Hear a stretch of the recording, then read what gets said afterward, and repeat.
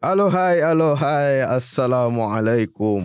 Lampau Arab tu ya. Anda bersama saya Lord di Boom Panas dan Pantas. Okey, baiklah. Kita ada satu cerita ini di mana saya nampak menarik ketika saya ingin berkongsi dengan anda, iaitu cerita seram. Seram tahap mana? Kau nak tahu seram dia punya tahap mana, kau tunggu. Ini betul-betul ni, bukan main-main. Ini bukan cobaan. Ini betul-betul.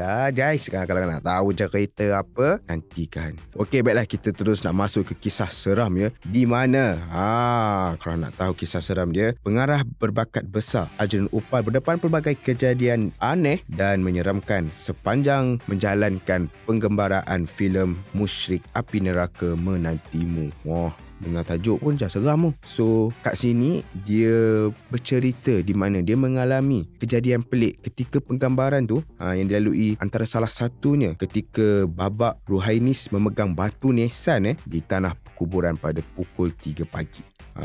Memegang batu nisan kau tak pegang. Kat sini dia cakap batu nisan bukanlah prop, sebaliknya saya menggunakan batu nisan sebenar diambil dari tanah perkuburan berkenaan bagi merealisasikan babak ini. Wih, ini punya pengarah betul-betul mahukan satu ipak dia pakai batu nisan betul tu. Oh mak ai. Alright, apa yang dikatakan oleh pengarah ini ketika dia melakukan babak scene Ruhainis yang memegang batu nisan yang real tu, dia ada cerita lah cakap dia sebenarnya adalah satu babak yang panjang, tapi apabila diorang cut babak ni, nak tahu apa jadi? Kamera yang duduk still lagi record dan tak berhenti, seolah-olah ada yang menggerakkannya. Alamak.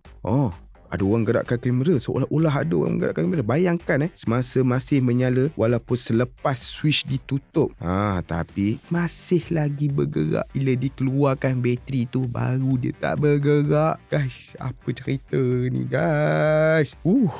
Ini merupakan pengalaman seram yang pertama yang dihadapi oleh pengarah cerita ini. Weh, nak buat filem pun dah seram. Kita tengok cerita nanti macam mana. Okey, baiklah, kita nak sambung cerita seram yang dihadapi oleh Arjun Upal ketika mengarahkan satu filem, iaitu yang bertajuk Musyrik Api Neraka Menantimu. Okey, tadi yang first cerita di mana Ruhainis seorang watak memegang batu nisan yang betul, dan tiba-tiba selepas dah habis wabak tu, dah cut apa semua, ada benda yang pelik berlaku di mana kamera still berpusing record, dan kejadian seterusnya ini melibatkan Aisyah Ilyas yang melakonkan watak Wati sebagai isteri kepada Ariel. Apa yang jadi dekat Aisyah ni? Kalau nak tahu, waktu itu ia mabitkan satu babak di mana Aisyah baring dalam kubur.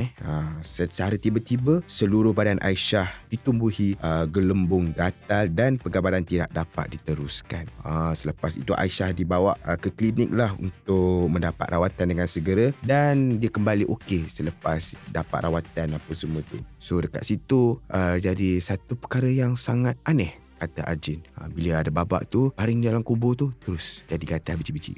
Macam tu. Kau rasa? Okey, baiklah, kita nak sambung lagi sedikit mengenai lokasi penggambaran Arjun.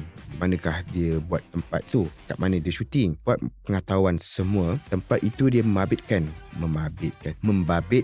dua lokasi, iaitu rumah kampung lama yang tak berhuni dan tanah perkuburan. Alright, dia ada cerita ni saya baca. Saya masih ingat kami diminta penjaga menyiapkan babak di rumah lama berkenaan sehingga jam 12.30 malam. Namun babak dalam rumah hanya selesai pada jam 2 pagi. Seterusnya kami terus ke tanah perkuburan. Alright, ini turning point dia. Ketika di tanah perkuburan, saya dapat merasakan sesuatu menyentuh belakang leher. Saya percaya ia gangguan mistik, tetapi saya buat tak tahu. Itu kata dia. Dan ada lagi satu, ketika dia pergi ke belakang rumah untuk mencuci tangan, tetapi secara tiba-tiba air paip tu berhenti mengalir, dan perasaan dia bercampur bau. Tetapi dia cakap kat sini dia perlu kuatkan semangat lah untuk bersabar demi satu kejadian yang aneh ini. So mungkin masa dia nak pergi ke rumah tu, mungkin daun kot tersentuh ke. Kita berfikiran positif. Mungkin nak basuh tangan, tiba-tiba air tak ada.